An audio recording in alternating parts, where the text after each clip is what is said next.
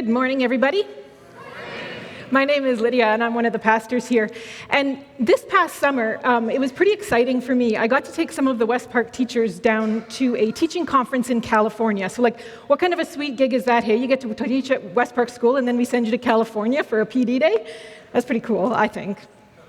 But it was actually a lot of fun hanging out with these people, and there's something that kind of happens when you hang out with people that you work with, and then you have to discuss, are you done in the bathroom? Can I brush my teeth? You kind of bond a little bit more than you do when you're just kind of hanging out in school talking about the kids and stuff.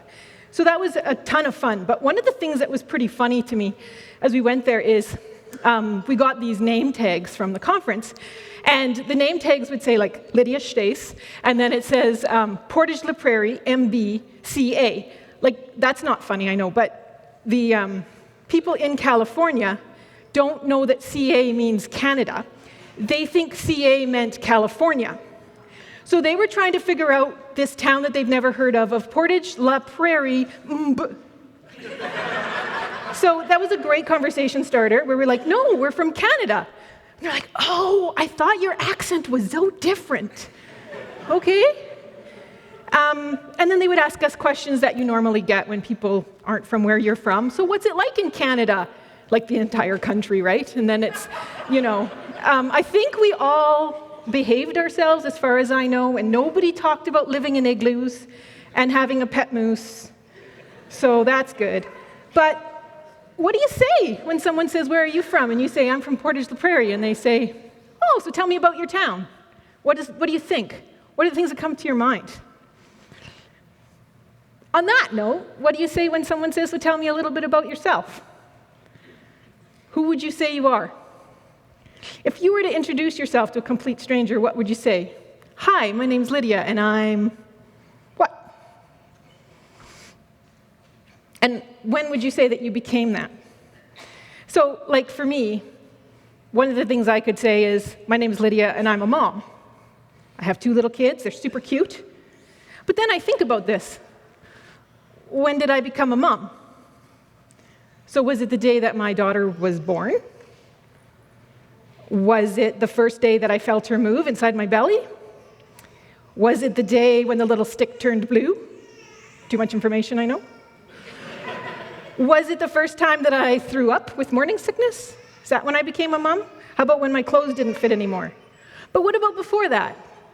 When Kevin and I started talking about starting a family, did it start then? Because that's when I started to make considerations for these theoretical people. I started thinking more like a mom when I was maybe one day we'll have kids.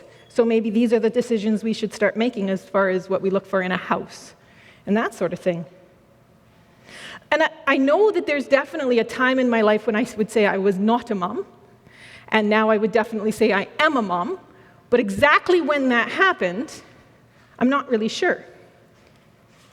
And on top of it, to make it a little bit more weird, when my daughter Alethea was born, I definitely would say I was a mom.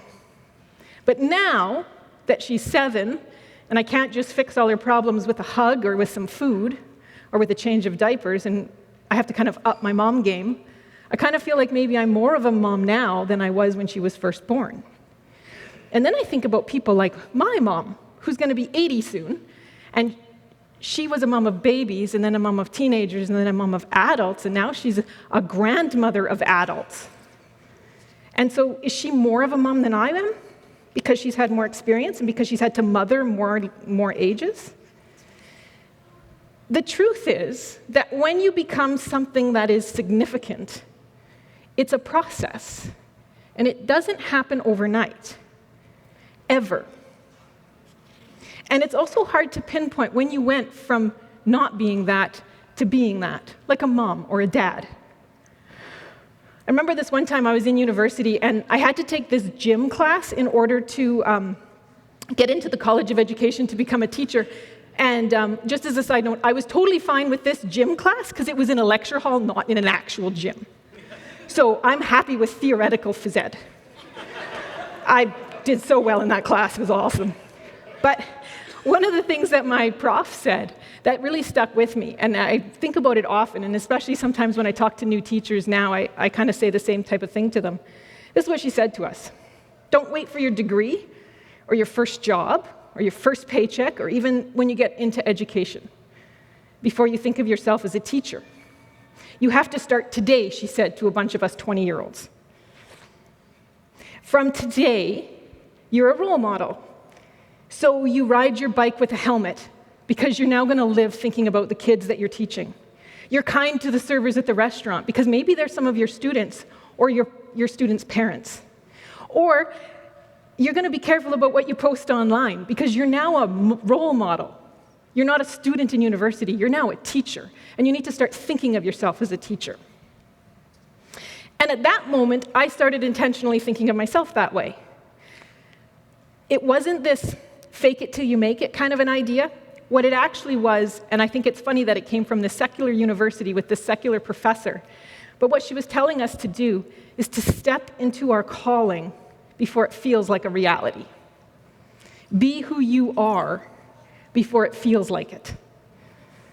And this morning, when we talk about what it means for us to be part of a community that is nationally recognized for being an amazing place to live, an amazing place to grow up, and an amazing place to grow old, we're going to feel that challenge to step into this calling that we have, not as a future hope, not even as a possibility, but as current reality.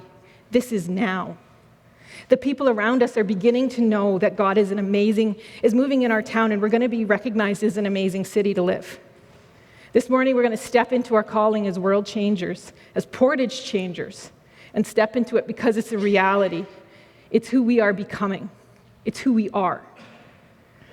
So the first question, I guess, is that exactly what are we supposed to become? And a few weeks ago, when Nathan was talking about this, he was talking about being an award-winning person because award-winning people live in award-winning towns. And so he was talking about kind of who we are. But this morning, what I wanted to focus on is, what do we do? We obviously need to be, and we need to do. And so this morning, we're going to take a look at Jesus' teaching on what it looks like to do this. And there's a story in the Bible, and it's kind of an interesting one because there's this conversation between Jesus and this guy. And the guy is he's not really a follower of Jesus, and we're pretty sure he's asking questions not because he wants to know the answer, but because he wants to know what Jesus is going to say so that he can kind of like point out like Jesus is a nut job is kind of what he's going for. So he asked this question. It's a pretty simple question. It would be something that the people of the day would be focusing on and would usually ask as a beginning question. What he asks is, how do I live my life in God's presence? In our Bibles, it's usually translated in, how do I inherit eternal life? But as we talk about this and we understand what that meant in that time, it doesn't mean how do I get to heaven when I die. It's more like, how do I live in God's presence? And like I say, it's pretty clear he's not curious about this. He wants to know what Jesus thinks is the answer. I don't know if you've ever had those experiences where someone asks you a question and they don't really want to know the answer. They want to know what you think the answer is. But that's what's going on here. And Jesus kind of throws back a question at him, and he says, well, what do you think? What does the Bible say? It's always a good way of dealing with that. And the man answers, and he quotes two really familiar passages. The two passages he says that would be not showing that he's really educated. Everybody who grew up going to the synagogue, learning the Bible would know these two answers. And the answers that he gives are, love God with all your energy and love your neighbor as yourself. And Jesus is like, yep, you're right. So then the man asks another question, and he says, well, who's my neighbor? And this is the question kind of put before us this morning is, how do we do this? What do we do? Who's my neighbor? What this man wants to hear is my neighbor is someone who believes the same things that I believe, who looks like me, and who is my friend. But Jesus doesn't answer that way. He gives them a story. And so let's pick it up in Luke 10, starting in verse 30. Here's what Jesus says is his story. Jesus replied with a story. A Jewish man was traveling from Jerusalem down to Jericho, and he was attacked by bandits. They stripped him of his clothes, beat him up, and left him half dead beside the road. Now, what's interesting about these little stories that Jesus tells is that they're very commonplace. And so this area, this road between Jerusalem and Jericho, was kind of known as being a rough area. So it's a very commonplace type hypothetical story. And then Jesus says, by chance, a priest came along. But when he saw the man lying there, he crossed to the other side of the road and passed him by. A temple assistant walked over and looked at him lying there, but he also passed by to the other side. Now, when I read this, I think, man, those people who worked at the temple were sure jerks. Like, what the heck? Like, I mean, seriously, you just walk by. But there's actually something more going on there than that. These people were both religious leaders. And in order for them to do their jobs of working in the temple, they had to stay ceremonially clean. And in that context, what that meant was they're not around any blood and they're not around dead bodies. So it's actually kind of worse than that they're just jerks. Catch this. Their thinking about God is stopping them from doing what God wants them to do. How they think is stopping them. They think they're worshiping God. They think they're serving God by staying ceremonially clean. But they're not doing what God wants them to do. I think that's massive and powerful about what we do and how we think about things. It's not just that they didn't care. It's their correct thoughts led them to disobey the greatest commandment. So then Jesus continues. Then a despised Samaritan came along, and when he saw the man, he felt compassion for him. Going over to him, the Samaritan soothed his wounds with olive oil and wine and bandaged them. Then he put the man on his own donkey and took him to an inn where he took care of him. The next day, I find that interesting. This guy's invested. It's taking him some time to do this.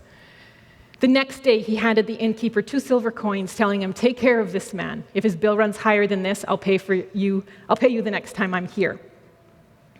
Now, Samaritans were already despised. So it's interesting that Jesus would use the words a despised Samaritan, because everybody who's listening to this story is Jewish, and they would not really like the Samaritans. And one of the reasons they don't, it's a kind of a racial thing, but it's also a religious thing. Because the Samaritans were seen as people who in their past history used to be Jewish and caved. They caved to the people who took them over, and they became a little bit of Jewish religion and a little bit of all these other things. And so they were seen as not a pure race of Israel, so that was a racial thing, but there was also this, they don't think right. They think incorrectly about God. Where they worship God wasn't a place where the Jewish people thought they should. And so this man who doesn't think correctly about God is doing correctly. Again, that juxtaposition between the two. So Jesus ends this story by asking the man, now which of these would you say was a neighbor to the man who was attacked by bandits? And the man replied, the one who showed him mercy. And Jesus says, yes, now go and do the same. So what we're left with is Jesus calling this person who came to ask him a question, and he's calling us to step up and do the right thing. And the interesting thing about that is the right thinking follows when you do the right thing. When you step into your calling now, you also don't have to wait for everything to be right, everything to be perfect. You don't have to wait to be accepted. You don't have to wait to figure it all out. We just need to be like the Samaritan and literally love our neighbors in the things that come across our paths.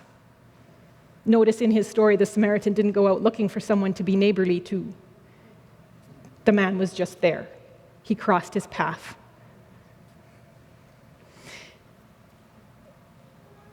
In answer to the question, what are we supposed to become? The answer is, we're supposed to become the citizens of an award-winning kingdom. But that's who we already are. Do you know that? You are a citizen of the award-winning kingdom. And as citizens of the award-winning kingdom, we look to make the world better for the people that come across our paths. We don't look to change the world massively through big sweeps of things. We look to change the world for one person who comes across our path at a time. One community at a time. That's our calling. In the Old Testament, there's this great passage that kind of sums up what award-winning citizens look like. And it's quoted a lot, but what I think is funny, actually, about how we quote this passage is the verses before and after it. And so it's kind of one of those things where I love this middle part, and then the other stuff is kind of like, oh, that's a little harsh, like that's a little hard to take. But I want to read the whole thing for you. It comes from Micah chapter 6. And in some ways, I think this first part is about how we frustrate and anger God when we don't live like we're award-winning citizens and we live like the priest or the temple assistant. This is God talking, and he's talking about his frustrations with the Israelites.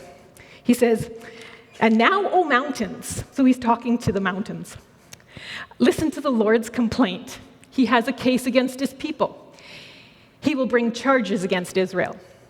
O my people, what have I done to you? What have I done to make you tired of me? Answer me. For I brought you out of Egypt and redeemed you from slavery.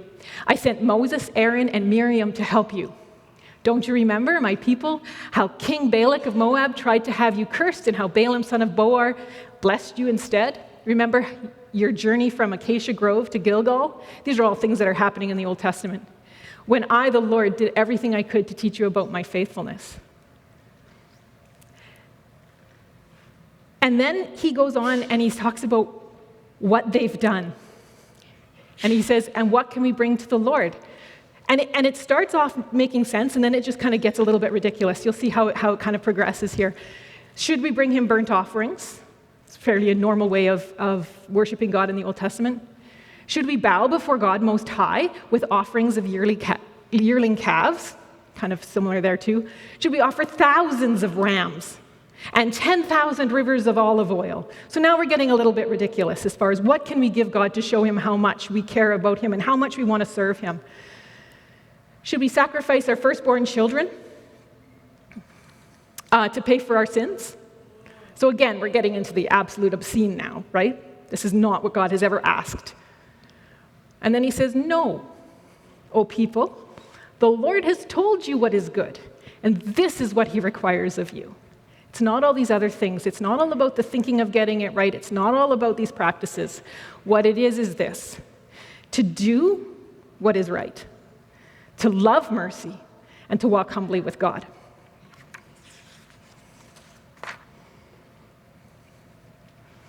So what does that look like for us? Well, in the first century, around the year 100, the Christian community talked about what it looked like for them. And I think it's an interesting thing because you can see the redemptive nature about what this actually looked like on the ground for these people. There's a man named Justin Martyr, and he's quoted as saying this. He says, "We who formerly valued above all things the acquisition of wealth and possessions, now bring what we have into a common stock and communicate to everyone in need." That means share it. "We who hated and destroyed one another on account of their different manners would not live with men of a different tribe. Now, since the coming of Christ, live familiarly with them and pray for our enemies." So what are we being called to do? That's what they were being called to do. What are we being called to do because we are citizens of an award-winning, amazing place in Canada? What are we to do as we step into this reality we're being called into? It's actually almost frustratingly simple, the answer to that question. You do what you can. What do you struggle with? Where have you had victory in your life? Perhaps that's where you're being called to improve our community. What particularly irritates you about our community? Well, maybe that's your calling to fix it. How do you talk about this place, and how do you think about it?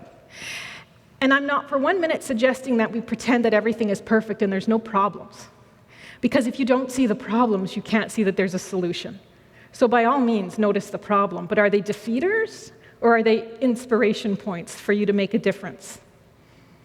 What I'm suggesting is that we ask Jesus for his eyes and ask him to show us what's within our reach and ask him for courage to step out. This stuff is happening, just like the Good Samaritan who found a hurt man on the side of the road and reached out to help. Just like the group of people who worked to set up a homeless shelter in Portage. Like the people working to bring citizen action groups to Portage to make it safer. Like the people offering a free walking club downtown in Portage. Like people working to improve festivals. Like people driving out to neighboring reserves to skateboard and hang out with the kids there. Like people supporting and championing the new rink that just got built at Dakota Teepee. Like the people working to make the Fort Loraine Museum an award-winning attraction. Like the people choosing clients in their business to make reconciliation happen.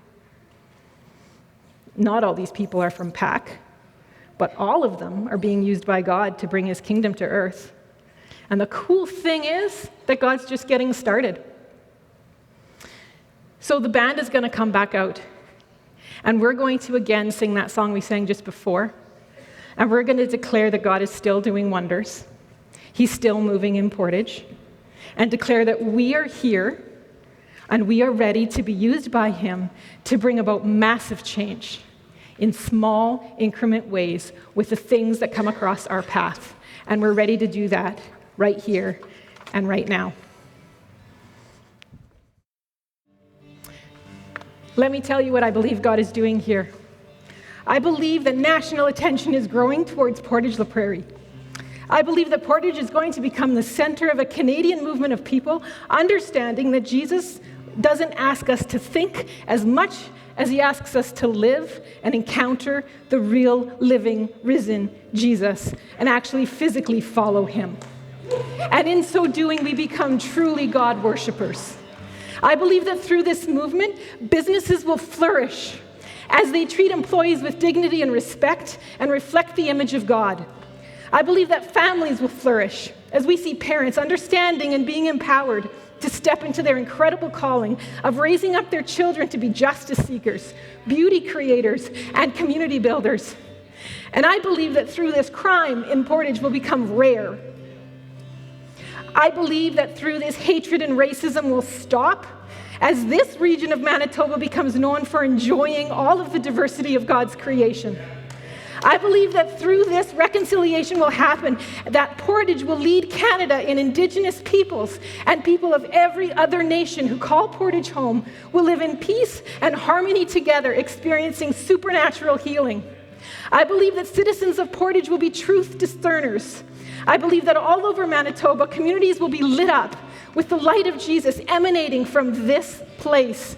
I believe that earth keepers, people who love the planet and the home that God has made for us, will rise up from Portage and make a difference. And I believe that Jesus is restoring order and peace to this place. And I believe that this is what Jesus is doing now. Not that he will do it, he is right now. And I believe it will continue to gain momentum. I believe this is who we are. I believe this is the identity God has given us. And I believe this isn't a hard thing because it's currently happening. Because Jesus is calling us to join him where he is. He's not asking us to go where he is not. So what's crossing your path? What's your next step? Do you know who you are? This is what 1 Peter 2:9 says you are. It says, you are royal priests, a holy nation, God's very own possession. And as a result, you get to show God's goodness to others because he called you out of darkness into his wonderful light. So the truth is that you're a citizen of an award-winning kingdom today. So what does that look like for you next? Does it look like knocking on your neighbor's door with homemade cookies? Does it look like cleaning up your front yard so it looks like a park? Does it look like being so transformed by the love of God that your change is contagious? What's on your path? The beautiful thing is that we get to be a part of this massive dream that God has for Portage and planet Earth just by encountering what's on our path. And so now, we have a bit of time to stop and listen and to ask God. We're going to keep singing. We're going to keep worshiping. But what's God asking you to do in the next 5 days? What's crossing your path? Now's your time to ask him.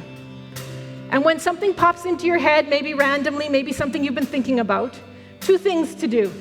First, thank God he's given you that thought. Second, do it. Act on it. Let's keep singing.